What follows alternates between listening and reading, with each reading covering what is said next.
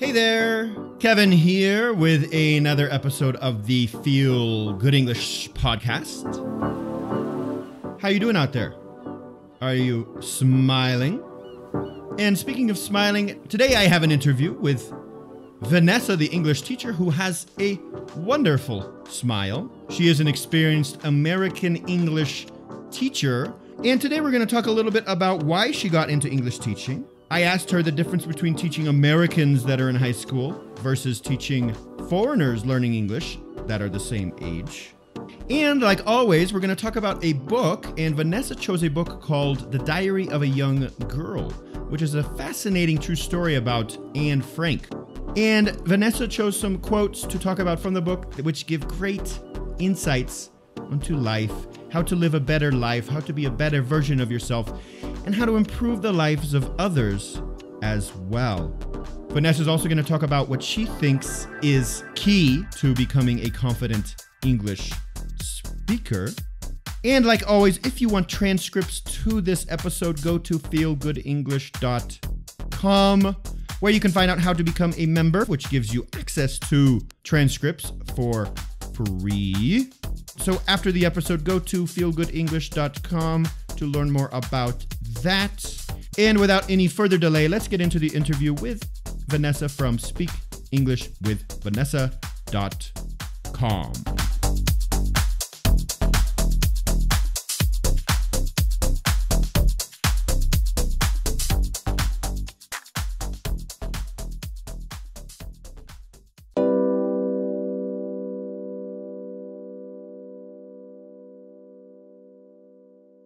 Hey everybody, I'm here with Vanessa from Speak English with Vanessa. How are you? Oh, I'm doing great. Thanks, Kevin. Thanks for being here with us and telling your story to the Feel Good English members. So let's start there, Vanessa. Who are you? Where are you? Why do you do what you do? Let's talk about that kind of stuff. Who are you? This is already a difficult question. Well, I'm Vanessa, and at the moment I live in North Carolina on the East Coast of the US. And I'm an English teacher, but I think beyond that too, just a culture lover, interested in traveling and meeting people who have different lifestyles than me. But my job and my passion now is to teach online and help people around the world, similar to what you're doing, just helping people to improve their English, their confidence, and the ability to communicate. Awesome. And so tell me, how did you get into that field? What brought you into the English teaching field? I think it started a long time ago, probably in high school, because I used to be friends with every exchange student who was at my school. And I realized, why am I always friends with the exchange students? And it was because I just felt really interested in helping someone who didn't know anything about the basics that I was used to, like how to get to your next class, how to communicate with people, how to deal with different aspects of American culture. And that was really interesting to me to learn about their culture. So I think that interest started pretty young, but I started officially teaching English about 6 or 7 years ago in the US to native English speakers. So I taught middle school and high school English at a small school in Pennsylvania, and decided I wanted to go more internationally. So I moved to France and lived with a family, helped their kids to speak English, and then moved to Korea and taught there for 3 years. And now I'm back here in the US. So very interesting. And for our listeners that might be curious, so tell me the difference between teaching middle school or high school to native English speakers. So let's say maybe 13, 14-year-olds, 15, 16-year-olds in the U.S. who are American versus teaching students in other countries who are around the same age. So tell me the difference between those types of classes. Yeah. So when I taught in the U.S., it was a general English class. So we focused on reading, analyzing what you were reading, kind of like what you're doing on this podcast with books, writing, presentation skills.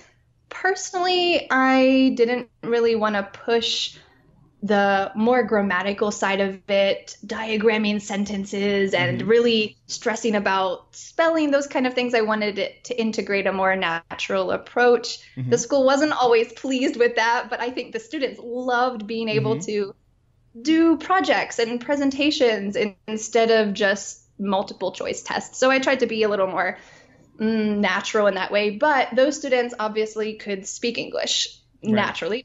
That was their native language. But when I taught that similar age, high school, elementary school, even adults in Korea, their main thing was perfecting as much as possible the language itself. I would have loved to talk about books and extra material that we could learn English through, but most of those students weren't at that level yet. I had one student who was actually in elementary school. I think she was only 11 years old, and we read Harry Potter together. And that was incredibly fun just to see her eyes light up as we read different parts and be able to learn something that's not just grammar or vocabulary, but learn through the book. So that was fun, but it generally wasn't focused on extra materials. And in my opinion, I think that was more the school's decision in those other countries. If it were up to me, I would have loved to create that kind of material for them and bring in some more natural level appropriate things. So kind of a negative part about learning in a school. You're having to follow what the administrators think, but there's some differences. Yeah. And I think even that you having that experience of teaching Americans, literature and those types of English lessons, at least you had that background too, and you could go around the world and teach other people, kind of having that desire to make English more real and kind of make English come to life to them, even if you couldn't focus on that. I'm sure your students could feel that from you. Yeah, definitely. Just that passion, I think it comes through. They can pick it up. And to you, Vanessa, with all of this experience, when it comes to teaching foreign students, what do you think is most important for them to know? And what do you think is most important for you to do with them so they can become a confident, competent English speaker? One of the most important things is realizing the purpose of language. And the purpose is to communicate with other people. So at a minimum, if the other person can understand you, you're doing a great job. Even if you just use gestures and you say simple words like hungry, food. Of course, a lot of people listening to this can say more than that. But if you can communicate, that's the basis of language.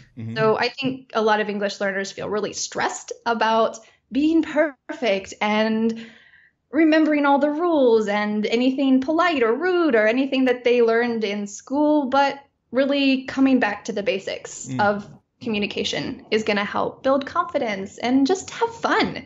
When you can communicate, that's way more fun than reading something that's just grammar rules. And that's great. And I think it also simplifies it for the students because they don't have to focus on all of these rules and speaking correctly.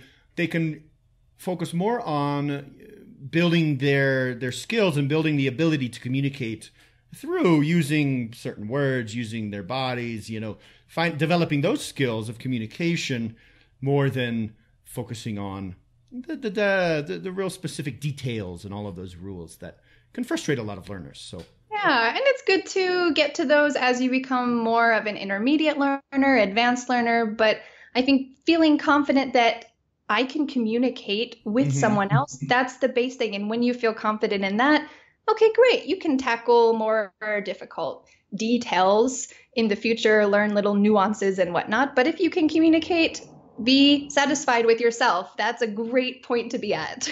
Going into what we do here on the Feel Good English podcast, you brought in mind something you're going to talk about, a book that you're going to talk about today. I read a lot, and I really think lessons learned from reading what other people have to say and how others have used their life experiences to become more of who they want to be can really help us to do the same. And so, Vanessa, what book are you going to talk with the audience today about? I wanted to talk about a book that probably most people have heard about. I'm not sure if everyone's read it, but it's called The Diary of a Young Girl, and it's by Anne Frank. So maybe some people have read Anne Frank's diary, but I think this is such an incredible book that people know about, but do we really know the details of what she's talking about and how we can learn through her youthful, innocent voice? There's so much in there. So, Dyer Van Frank, can you give us just a little bit of background about the book, and then give us some examples of valuable insights that you think this book brings? Sure. So in general, Anne Frank is a teenage girl. She was 13, I think 13 years old when her dad gave her a diary. And I feel like most people have heard of her, but if you haven't, this is not a fictional character. She was real. She was a real person. And her dad gave her a diary and she just started writing. And as she was writing, she wrote about what was happening to them. They were hiding from the Nazis at that time because they were a Jewish family living in a Jewish and non-Jewish area, but they were in hiding. So these are some of her really raw and sincere thoughts about what was happening in her life. And she knew that she wanted to publish her diary, which is really interesting. I didn't realize that at first, but she wrote it and then she rewrote it and she edited things. So we've got all different versions in the Anne Frank Museum to be able to see the process that she went through as a 15, 16-year-old girl deciding, what do I want the world to know? So that's something to keep in mind too. This is not just her diary. This is her revised ideas about what she wanted to share with the world. But eventually her family was found out. Someone said there's some Jews hiding in the attic here, so they got taken away, and eventually they died in a concentration camp. So that's, I think, built her image as well, because it's such a tragic story, but there's a lot we can learn from it as well. So can you give me one or two examples from the book that you can share with the audience?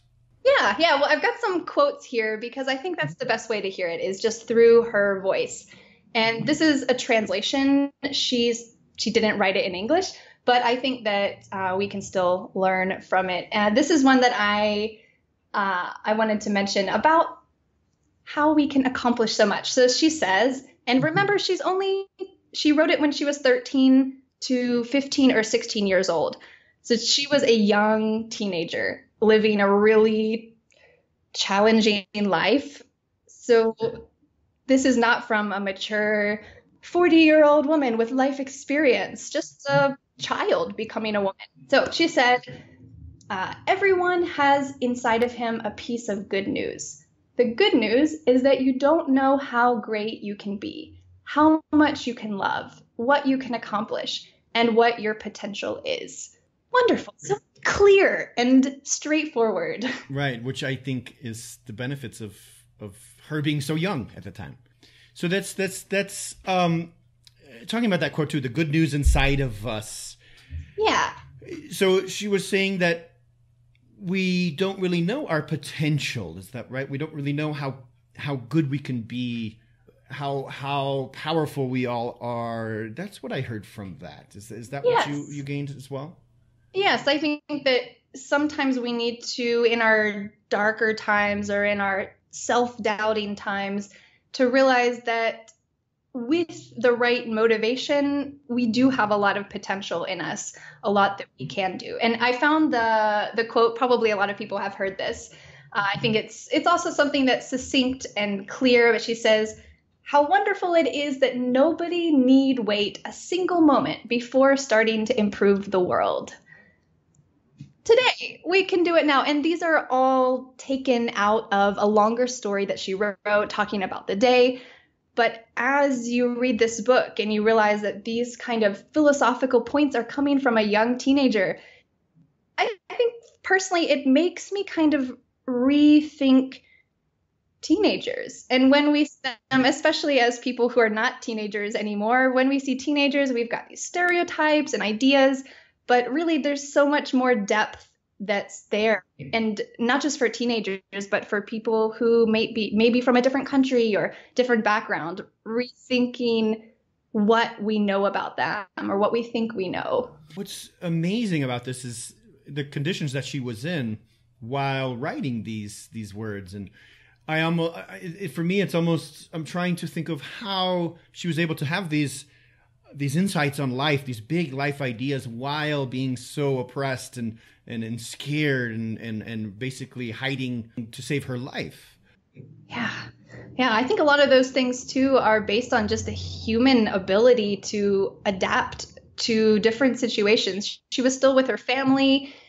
She was also pretty much a child, so she knew what was happening, but I think especially at that time period, they didn't know the extent to what was actually happening, but they knew they had to hide. But being able to adapt to different situations, for humans, it's pretty incredible, or at least tolerate them. And maybe because too she was in such a isolated environment, and her world was extremely simplified. Maybe she was able to see things in people that she couldn't have seen or wouldn't have seen just in a normal setting, being out in the world when there's so much going on. So maybe that was where she had these visions of just seeing how people reacted with each other when they only had each other. They only had this exactly. I think the people they lived with another family and then another guy as well in their small attic home. So she wasn't exposed to 200 Facebook friends or people out at work. She was just exposed to this small group and really could study their interactions and kind of become a better version of herself because she was really learning from the people around her. So I think as humans, as English learners, we can do that, study other people and try to become better. Yeah, awesome. Very, very cool. So definitely sounds like a great book for English learners to read as well. Would you agree? Yes. I think especially the level of this book for intermediate learners, I would say they could definitely read it. And if they have a Kindle or any kind of e-reader, usually they've got built-in dictionaries. So you can just scan over a word that you don't know and it'll tell you what it is, which is a really cool feature of reading an ebook. Yeah, it's very true. And you can save the words that you had to look up and keep them in your own little dictionary, right? Yeah. It's so great. And it's really cool that you have been an English teacher and you've read so much and you've taught students about books, and just hearing you talk about this book and bringing it to life and sharing the lessons from this is so fun. So I thank you for doing that. Oh, my pleasure. Thanks for your great questions. So what we do here, what we do on the Feel Good English podcast is we try to, like you said a few minutes ago, to become better versions of ourselves. And when I look at books, I see them as problem solvers. Like, I'm dealing with this, and who else has had these problems, and who else has struggled with this, and what have they done to get through it? Is there anything that's happening in your life now that's that you're struggling with? I would say something that happens not just today, but every day is just focusing on small problems instead of looking at the big picture. The next 5 years of my life, the next 10 years of my life. And I think it's easy for me to get stuck in those little details. Today I have this to-do list, and thinking about the big picture is going to keep that motivation up. And to connect it to this book, I think she does an excellent job of this. Her daily life could have seemed so boring, or her life situation could have just seemed so tragic, but she kept thinking about the big picture of humanity or humans, or what's going to happen in the future. So keeping an eye on the bigger picture is something that I constantly have to remind myself of. Why am I doing this? What's my motivation? So I think that's something that probably a lot of people struggle with, but definitely for me.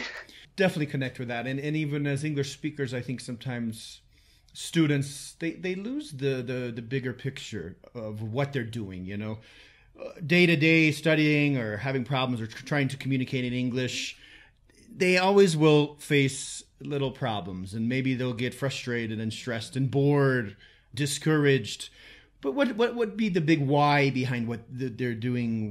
Why they're doing what they're doing? And in a few years from now, if they just keep that big picture in mind, as long as they're doing something, they will get there, and they will become an English speaker, and they'll be able to have conversations with English speakers all around the world and connect with people online. And these days we get distracted so much by the little things, and we do have such big dreams, and going online and seeing other people's lives and almost getting envious sometimes of what they have, and we're not there now, and we only see the good things often as well.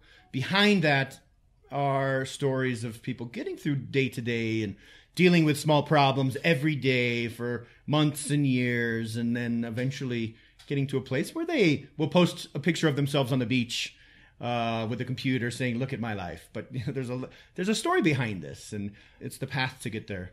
That's really good advice for English learners, because I know some of my students, they recently one of them from Italy met up with, or just randomly stumbled across a tourist in her city, and they asked her some questions. And usually when we talk together, she speaks fine. We've got great conversations. But in that moment with that tourist, I guess she felt nervous, or she felt like she didn't communicate as well as she could have. And she seemed really upset about it and frustrated. But thinking about the big picture is important, even if you've got some little disappointments. Like, I wish I'd said this, or I should have said this. Why didn't I think about this? But then realizing, hey, the next time I've already made this mistake, not really a mistake, but I've already done this. So next time in the future, it's going to be better. And thinking about the big picture. It's okay to be upset about something, but don't hold on to it. Right. Yeah, absolutely. And knowing that mistakes are great tools to help us get better. Right. Yeah, good motivation for improving. Yeah, sure. So wonderful. Thanks so much for talking about the book. Thanks so much for talking about what you do. And people listening to this, how can they connect with you, Vanessa? Where can they find you online? The best place is speakenglishwithvanessa.com, my website. Get lots of hopefully useful information for them there. Awesome. And do you have courses, classes? What do you do? Yes. So the first thing I'd recommend that they do, just to get a general overview of what I do, my method, very similar to your method, natural, stress-free, is to download the free ebook, which is just at the top of the page. And I've got courses, YouTube videos. I don't have a podcast. Maybe that'll come in the future. But there's a lot of materials there that they can use to improve their English and connect with the community, because that's a huge part of English, is using it. Yeah, absolutely. Great. So speakenglishwithvanessa.com. Go there and get her free ebook and learn more about how Vanessa can improve your life through English learning. Thanks again, Vanessa, for being here.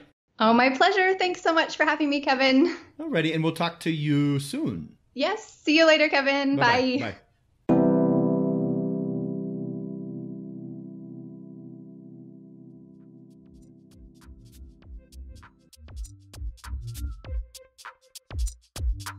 At 4 minutes and 27 seconds, you hear Vanessa say, "If it were up to me."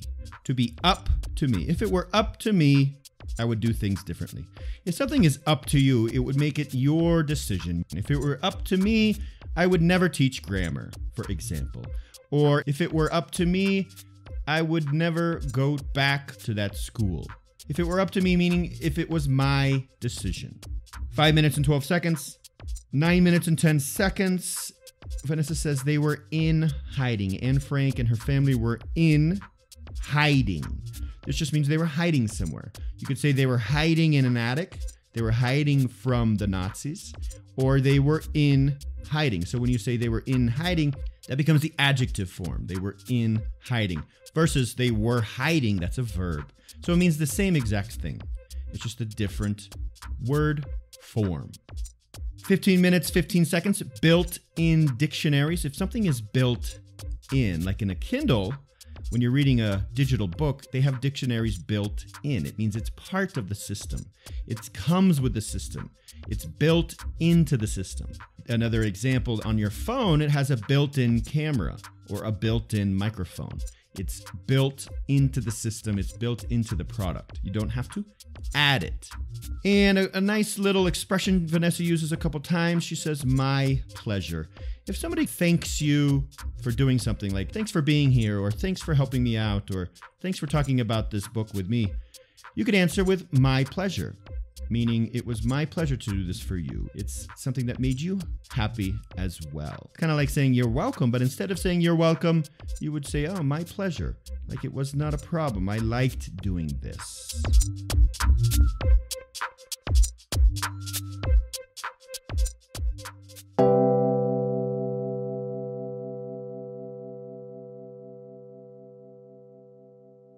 And there you have it. I hope you enjoyed the interview with Vanessa. As you can see, she's a very nice, friendly, fun teacher.